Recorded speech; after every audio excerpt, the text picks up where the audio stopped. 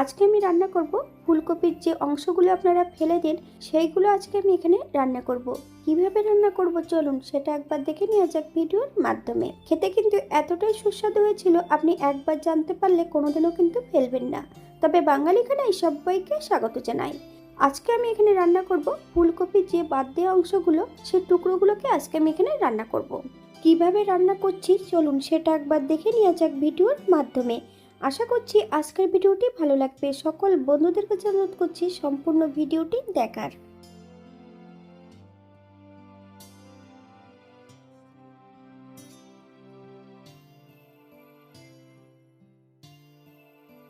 ফুলকপির যে টুকরোগুলো আপনারা ফেলে দেন সেগুলো কিন্তু আমি কেটে ধুয়ে পরিষ্কার করে রেখেছি।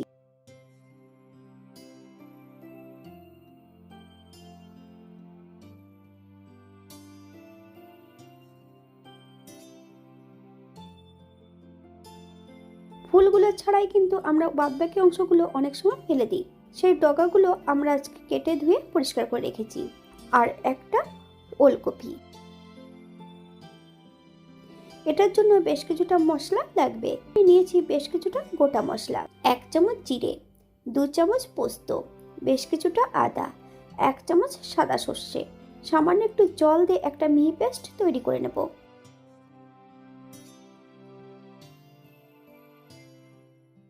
এখানে আমি আগের থেকে বেশ কিছুটা সিম একটু ভাপিয়ে রেখেছি।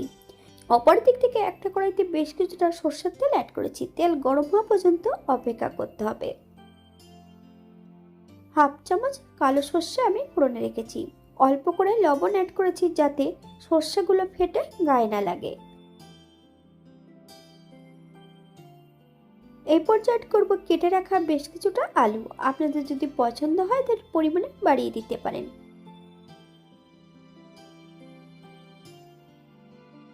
1/2 চামচ হলুদের গুঁড়ো, একটা শুকনো লঙ্কা।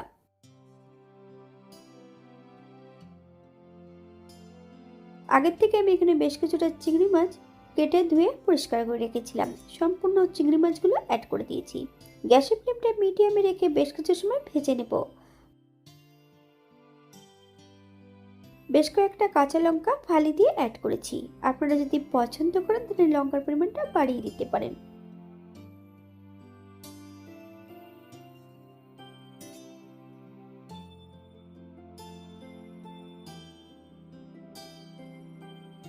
বেশ কিছু সময় ধরে সবজিগুলোকে ভেজে নিতে হবে। আপনারা একবার স্ক্রিন দেখে ফলো করবেন।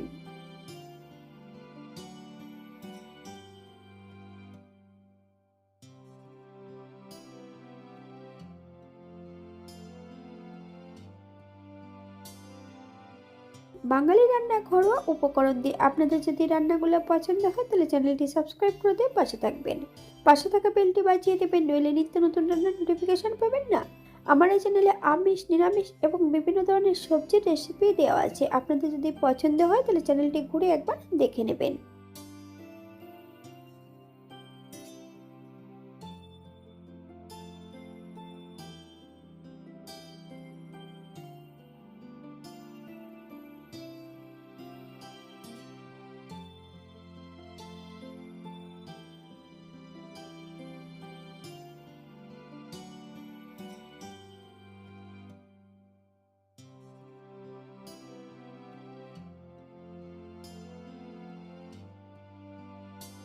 সাত থেকে 8 মিনিটের মতো মিডিয়াম আঁচে ভেজে নিয়েছি। সবজি ভাজার শেষ পর্যায়ে সম্পূর্ণ বাটা মশলাটা অ্যাড করে দেব।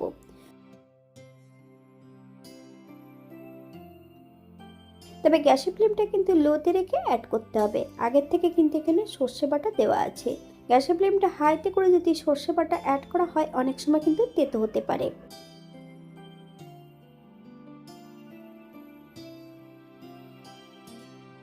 মশলা ধোয়া বাটি থেকে বেশ কিছুটা জল অ্যাড করব। গ্যাসের ফ্লেমটা মিডিয়ামে রেখে বেশ কিছু সময় রান্না করে নিতে হবে।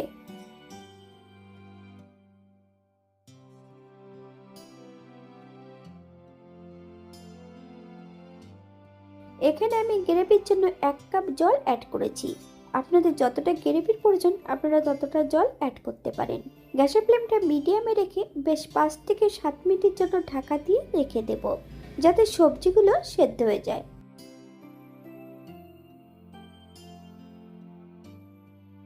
7 মিনিট পর এই পর্যায়ে একবার চেক করে নিতে হবে যে সবজিগুলো সেদ্ধ হয়েছে কিনা।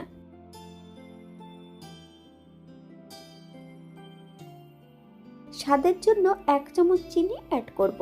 আপনারা যদি পছন্দ করেন তাহলে পরিমাণে বাড়িয়ে দিতে পারেন। লবণটা কিন্তু আমি আগে পরে অ্যাড করেছি, তাই এই পর্যায়ে কোনো লবণ অ্যাড করব না। আপনারা স্বাদ অনুসারে লবণটা অ্যাড করবেন।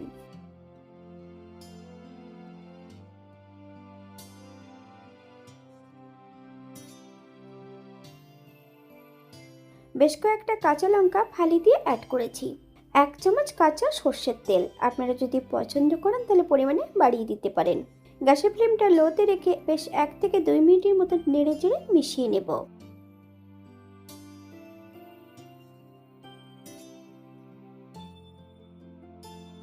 গ্যাসের ফ্লেমটা অফ করে দিয়ে 5 মিনিটের জন্য স্ট্যান্ডিং টাইম দেব, তারপর সার্ভ করব।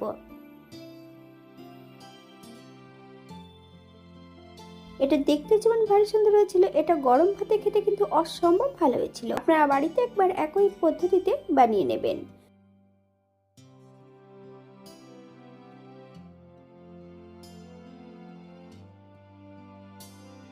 ফুলকপির যে অংশগুলো আমরা অনেকেই কিন্তু ফেলে দিই, এইভাবে রান্না করে দেখবেন খেতে কিন্তু অসম্ভব ভালো লাগবে।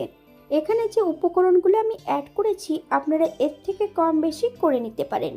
পেঁয়াজ, রসুন বা অন্য মশলা যদি পছন্দ করেন তাহলে অ্যাড করতে পারেন।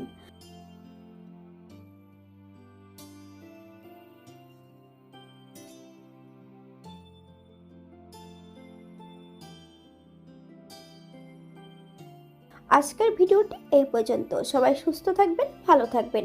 অন্যদিন নতুন রেসিপি দিয়ে আপনাদের সামনে আবার আমি হাজির হব। নতুন ও পুরনো সকল বন্ধুদের অসংখ্য ধন্যবাদ ভিডিওটি দেখার জন্য। হাতে যদি সময় থাকে তাহলে একটা লাইক, কমেন্ট, শেয়ার করবেন।